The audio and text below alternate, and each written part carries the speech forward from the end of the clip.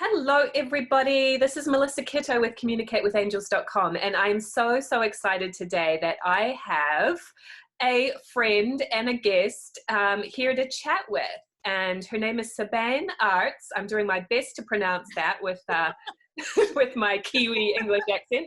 And her and I connected several years ago and sort of reconnected recently, and I love that we have slightly different approaches, but a lot of commonality in the work that we're sharing in the world. And Sabijn has an amazing course around intuition. And I know that I've had a lot of inquiries from you guys, my audience, about how to deal with this thing of picking up on others' energy, being sensitive, being an empath, etc. So we're going to touch on that today. And what was so interesting to me is that we had a conversation about doing this way before the COVID-19 quarantine started happening. And this topic has become even more relevant as a result of what's happening in the world at this time. So I'm just really grateful to have you here. You want to introduce yourself a little bit? Yeah, thank you very much, Melissa. Very happy to connect with you and your audience as well. Yes, thank you for having me. Well, my name is Sabijn Arts. Indeed, very difficult to pronounce in English. I gave my daughter a name that is pronounceable everywhere because of that. Yes, it's true. We work in the same kind of topics. And for me, I'm a psychologist, but also an intuition coach and a highly sensitive expert. I'm very sensitive myself as well. And I've had this personal practice working with clients for, well, 20 years already now. And I help people connect with their guidance, and usually I help them in transition. So in transition in their personal lives or in business lives, connecting from head to heart, connecting with their authentic way of being. Yeah. And so having that authentic way of being, you know, it's nice to say, but sometimes it's a lot harder to really do that, right? In our life. We have so much fear or programming or shoulds that have come from society or family, etc. Yeah. So how do you help people really get in touch with their true selves and their intuition? Yeah, I help them via different things, but most important is the start always is helping them connect with their body, helping them connect with understanding the feeling impressions in their body. And that can be sensations, but also all kinds of different emotions going on. So it's really the journey from not having your attention in your head, but more having the attention in your body, in your heart space, in your belly space. And from there, people start to trust themselves more. And from there, there's more clarity and more courage to really follow their own path. So, but it always starts with bringing the attention back to yourself. And that is for the empathic, sensitive people. They're very good at tuning into their environments. And usually what they need is bringing their attention back towards themselves. Back into towards their own being. Exactly. Yeah. And one of the things that I share is that we really have two parts to our nature. We have our feeling nature, which is you could encompass your intuition. And then we have our intellectual nature, the thinking mind. And our society has been overly in the intellect and overly in the masculine for too long. And so whether you're male or female body, it's like we're way in our heads. And some people have trouble even go, what am I feeling? I don't know. Exactly. Yeah, that's true. Yeah. I've got a lot of people coming in here saying, I don't feel anything. Right.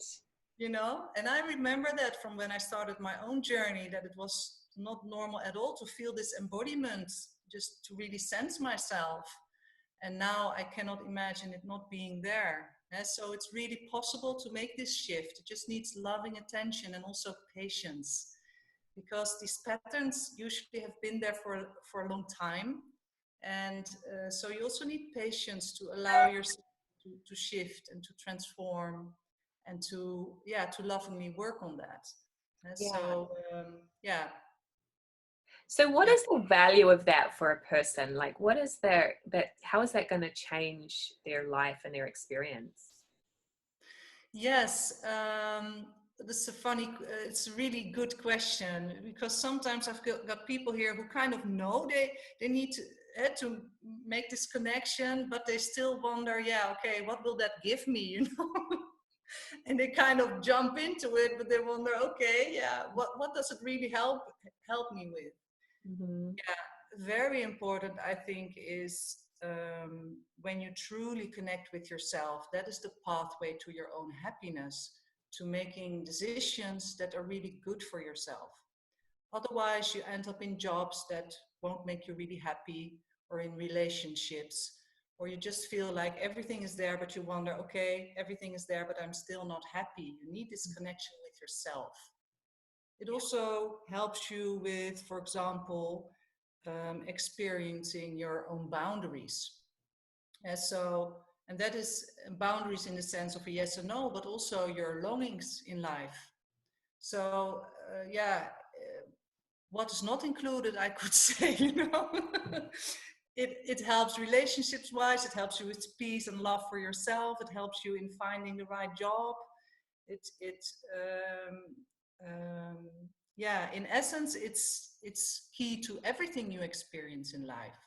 There will be more peace, more confidence, less stress, less overwhelm. So it also really helps you to stay connected to your own energy, more intimacy in parent-child relationships, but also in your intimate relationships and also with friends. Um, yeah, Yeah, and yet most people are taught that that's selfish, right? To put themselves first, yeah, or yeah, to yeah, do more for others and yeah, then leave themselves out. yeah, So exactly. with this theme that we've been talking about of, you know, taking on other people's emotions and being empathic and kind of absorbing a lot of feelings, do you feel like that's the shift that people need to make, is to, you know, put more attention on themselves? How can we do that? Yeah. Yeah, no, exactly. That is key. And you just, you know, you're also very intuitive, so you pick the right. You go to the root. That's very nice. You know, you go to the root to the core stuff immediately. Um, yeah, in essence, it's not difficult at all, and at the same time difficult because you're not used to it. But in Mm, essence, when you start to tune into that, people usually experience, oh wait, it's in a way easier to do it than I thought. But it's just by during the day practicing bringing your attention back to yourself. Just in all kinds of situations, just take a moment to bring your attention back to your body and just ask yourself, how am I doing? What am I experiencing at the moment? mm, mm, Because yeah, like you say, the attention is usually much, yeah, too focused on the environment. And we also need to look at the underlying patternings, why we do that. Because especially what you say is like, usually there's these inner beliefs of, okay, it's selfish to do that, for example. And so um, bringing this attention towards yourself, you will notice what you need and what's going on. But usually that is not enough. Usually there's some inner healing needed. And I work a lot with people with the inner child, because that is really on a feeling level, not on an intellectual, mental level, and really see what is needed there. And from there, these patterns can shift.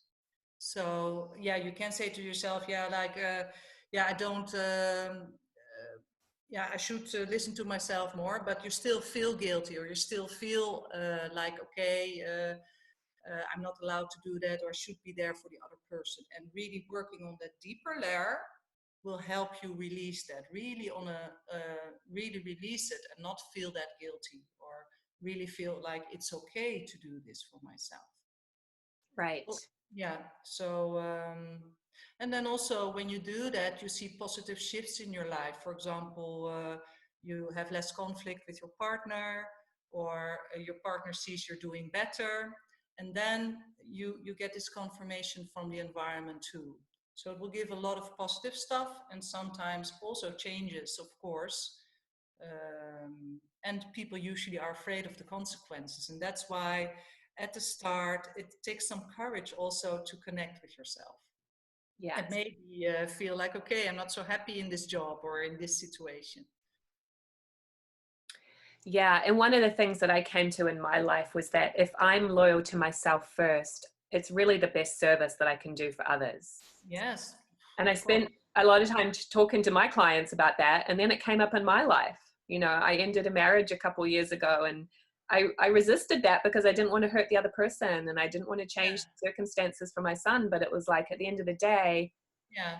it has been, you know, maybe not initially when everybody's angry, but in hindsight now I can see how it has been beneficial for everybody. Yeah, So, exactly. It's true. yeah. Yeah. So how do you think, what are some tips that you would share with people on this thing of like taking on energy and emotions from others? Because it's so relevant right now. I mean, been saying to my people too, it's like, it's hard to avoid it right now. There's just so much anxiety and pressure in the environment. It's natural to feel some of that. But we can like implement some tools to kind of come back to, for me, it's like coming back to my own energy first, right? Yeah, exactly. No, it's true. This is what really going on in the personal environment, but also on a global scale. So we all pick up on this, and especially the intuitive sensitive people will pick up on it, either consciously or unconsciously. So there's a few things that can really help here. Is connecting with your intuition, having a practice of connecting with your own core, your own spiritual essence. And that will really help you stay grounded in and trusting yourself. And in this intuitive vibration, it's a loving vibration. And so it's a very different vibration than the fear vibration. So that in itself can protect you. Another thing that you can do is really take good care of yourself. So have these self-care practices like sleep well, eat well, but also don't watch too much stuff on social media or in the news. Just really limit the amount of intake that you have. Go into nature, have fun. So all these nourishing practices for your own being is very important also to stay sane during these times. And the third part, of course, is the energetic part. And here it really helps to be aware of your own energy and also what is going on.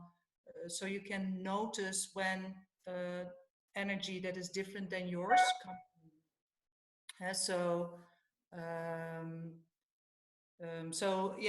When we were chatting before, I gave you the example of, for myself, for example, at the start of Corona, my girlfriend, she was already like, tuning into all the possibilities. And I was like, I feel sad. And just to notice, okay, I'm picking up on this whole energy field, and to release that emotion. Just being aware of what's happening can really help to understand what's going on. And you don't need to keep everything away from you. It's just about also allowing yourself to release it and being aware of what's going on. Because when you don't really understand it, then it's much more difficult to deal with. And I think even just people knowing that they are sensitive, right? And a lot of the things that they're feeling, thinking might not be theirs. Yeah, exactly. Yeah. Right. Yeah. So going, okay, is this mine? Even asking yourself that, or if you do have a connection with your guides, like, okay, is this coming from me, or is it something else? Even just that awareness can help you say, oh, okay. Like I did that one day. I was feeling kind of down, and then I checked with guidance, like, okay, actually, how much of this is mine? I got 5%. So, but as soon as I had that fact, the feeling went away. Exactly. So it's like that discernment. What's me and what's not me. Yeah. Also in there, when you work with your own energy, what can really help is experimenting also with like a boundary in your energy field, and just putting your intention for a boundary there. I've got clients just, putting a pen there in a meeting, Mm. just to have this awareness of, okay, my energy, my being is further away than only my physical body. And some just put in an intention wise a boundary there. And some, for example, place a symbol there. For me, that doesn't work, but for some it does. I just notice for myself, okay, here is a boundary, and that will really also help you in noticing when information comes in. And that takes some practice to become aware of the sensitivity of your own energy. I remember working with a wonderful coach, and she said, yeah, just really be aware that you're much more sensitive than you realize, also in this global environment. And that is, I think, also for your audience important, that not only in this COVID period, but in general, you will pick up on much more than only what is happening personally or in your home or in work. Yeah. Yeah. So, yeah. Yeah. And so it's like, for me, it's like using that sensitivity in a positive way. I think it's really Yeah. important for people to be aware that that does happen, to know Yeah. that. Yeah. Not to be afraid of it too, that is actually Yeah. empowering to be sensitive Yeah. and intuitive. You don't want to shut it down. No, That's really exactly. working Yeah. against yourself. Yeah. Yeah. And I think that piece of trust, I know you brought that up when we were chatting prior, like how can person trust that more and not doubt themselves? Yeah, it's about, this starts with trusting yourself. Usually when I ask people, okay, look back at your life and look back at intuitive situations or situations which you picked up on stuff. And there's always beautiful examples there. I've had no one say, okay, I can't remember or I don't know. And then from there, you can tune into, okay, how do I experience things via the channels? How do you pick up on information? Mm. And when you know that, and when you also look back and see, okay, in that situation, I choose that path, I did that course, or I did those studies, I just felt I needed to do it. Mm-hmm. Or I got this image. And then people start to trust, by looking back, start to trust their own guidance. And what I shared before also with working with trusting your own feelings, is when you start to trust your own feelings and needs and boundaries, then this automatically helps also in becoming more aware of your own energy, because it's all about trusting. And there's always beautiful examples there. I've had no one say, okay, I can't remember or I don't know. And then from there, you can tune into, okay, how do I experience things via the channels? How do you pick up on information?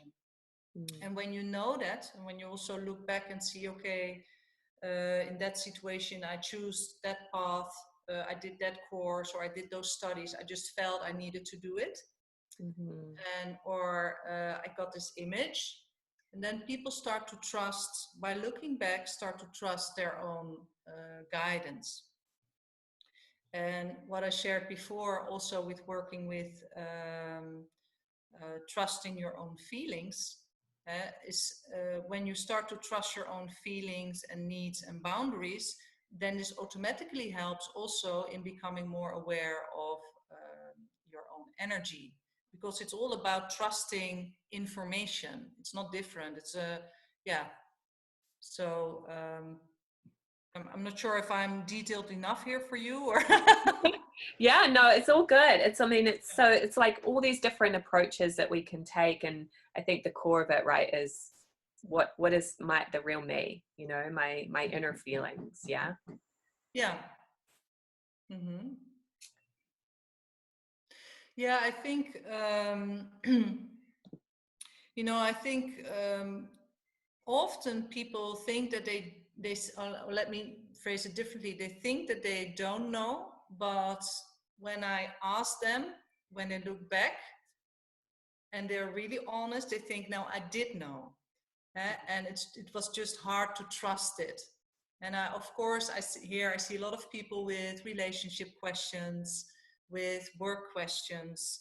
And when they look back, they can always, pinpoint, okay, I already knew then, but I just didn't dare to listen, or I just doubted my own guidance. Right. And then actually, there has been this whole journey. Yeah, so what I see with people is that usually they know much more than initially they say they do. And so they say, I'm not sure, I have this connection with my intuition, or I don't feel anything.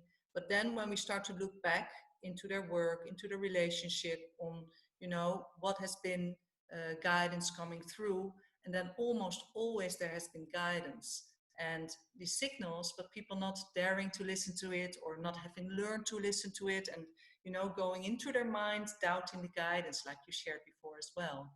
Yeah.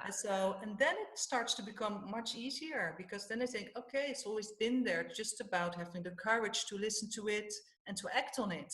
Yes. And then there's usually patterns, of course, but then you can move through it. Mm-hmm. And that will always, and I think that is maybe nice to end with, or to share, is your intuition will always guide you towards your most happy path, or towards fulfillment and peace. And in that sense, it will be the best for you, but also for your surroundings. It will not lead you astray. It will also connect you with what's good for you. It might include change, but and this is what's happening now, right? Mm-hmm. So your connection with guidance can really help you navigate these uncertain times. So I'm sure that works for you, like this in this period in the world as well, like connecting with Yeah. your guidance. No, totally. I mean, Yeah. so, and one thing that I'll share with people is that intuition and guidance, it's actually not a new skill to learn. It's Yeah. something that you're reawakening, that's always been in you that maybe you've suppressed, right? Yeah. Yeah. And I'm definitely finding that during this time of quarantine and lockdown, whatever you want to call it, that inner guidance is becoming more and more prominent. I'm actually working less hours, partly because I have a 6-year-old to deal with, who's not got school right now. And but my life is thriving as a result of just spending more time and getting in touch and just kind of flowing with what feels right at the time, not how I was doing things before. So there's a real benefit. I mean, yes, somewhat, but there's a real benefit to that, like slowing down right now and tuning in. Exactly. Yeah. It's what I hear from all my clients as well, that actually this period they experience as, really beneficial towards themselves, really connect more with themselves, and bringing it towards the essence of what is important for them, releasing stuff that they don't no longer need. So, in that sense, it's beautiful what's going on. Mm-hmm.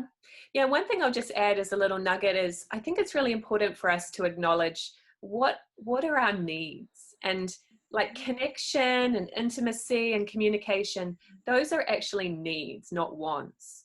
So one thing I've been doing, because I do live alone at the moment, is I'm reaching out a lot to friends. I'm talking on the phone more than I usually do, because there's that need that's needing to be fulfilled. So I just wanted to add that piece too for people listening is, don't deny those needs at this time. Do it in a way where you can, Yeah, that's right. Well, this is so awesome. I know that, and so I had the honor of creating one of the modules in Sabijn's course, which was great. I talked about connecting with spirit guides, which, just adds to her whole program in a different way. But you have a free quiz for us. You want to tell us about that? Yes, this quiz is designed for people who are sensitive, highly sensitive. So, and it is based on my expertise with that over the last 20 years. Working with people, I realized there is certain kind of types of sensitive people. And there are 4 types, and this quiz will help you find out which type you are. And you will receive a really nice PDF with all suggestions and tips that are suited to your specific type. You have the processor, the nurturer, the creator, and the intuitive. So, and more I will not share, but it's a fun thing to do. And but it's a quick note. It's not to see if you are sensitive or not. Then you need to take another quiz out there. This quiz is really to delve into what type you are. Yeah. Well, and imagine probably most people watching this probably are sensitive, or they would be attracted to this video right now. I love that. I mean, it's always fun to do those little personality quizzes. It's so, helpful to discover, okay, this is the way I operate, right? And it's okay not to be like others too. I think that's a healing in itself. Yeah, and there's really differences. So really a difference between a nurture type and a creative type. So they have different core themes and different qualities. Yeah. So I'll post the link for that wherever you guys are watching this, but it's sabijnarts.com/the-HSP-quiz. But you can just click the link that you see. And an invitation as well that Sabijn is going to be offering her online course again. Perfect, because we need to be doing online stuff right now. Yeah, it's funny, yeah. And I know she put her heart and soul into it. We've been chatting over the last several months, and I've delved into some of the course myself, and it's just really, really powerful, giving you practical tools to get in touch with yourself. And the thing I want to point out here too is, like, we think we want the money or the job or the relationship, and all of that is actually a byproduct of this inner work. Yeah, it's like inside out, not outside in. So this work that you do, if you choose to invest in this course, which I hope you do, will have such ripple effects in all areas of your life. Well, thank you. I couldn't explain it better. And what is the name of the course again? Remind us. It's called From Head to Heart. It's a journey into transformation and self-care for highly sensitive people. But it's really about just the core of what you say, aligning your inner and outer life. The first modules are about really practical tools, taking care of your sensitivity. And the second part is really delving deep, transformation, intuition, core beliefs, visualization, and your part on spiritual guidance. So, and energy work as well, of course. Amazing transformational work, you guys. So there's going to be an early bird opportunity to get a savings if you invest before the 20th of May. So I'll post the link for that one as well. But definitely go check out the quiz and learn more about Sabijn's work. So anything else you want to share to wrap up? Anything else you want to share to wrap up? No, it was nice to connect with you, and I think maybe trust your guidance. It will always lead you towards your right path. So and there will always be change going on, but when you trust your path, you will really it will lead you towards happiness and towards the right choices. So if there's anything I can share, I think and it's aligned with your message, I think, as well, Melissa. Totally. And people think that trusting their guidance, it hasn't worked out for them in the past because maybe something challenging came up.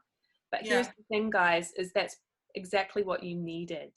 So it's not that life becomes like all perfect, it's unrealistic, but it's that things are aligned and you're growing, and ultimately that is going to be more fulfilling and abundant than living in fear or doubt or hesitation.